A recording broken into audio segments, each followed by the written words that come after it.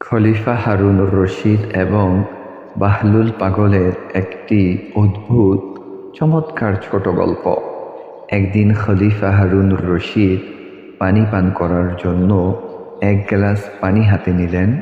যখন পানি পান করবেন বিসমিল্লাহ বলে, তখন বাহলুল পাগল তাকে জিজ্ঞাসা করলেন, খলিফা, পানি পান করার পূর্বে আপনার কাছে আমার একটি প্রশ্ন রয়েছে।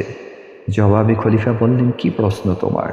তখন উনি বললেন, আপনি এক ডুব পানি পান করবেন, এই পানিটা যদি আপনি না পেতেন, এমনকি যদি দেখতে পেতেন পানির জন্য আপনার জান চলে যাবে, তখন আপনি এই এক মুষ্টি বা এক ডুব পানি পানের জন্য আপনি কি পরিমাণ সম্পদ ব্যয় করতেন?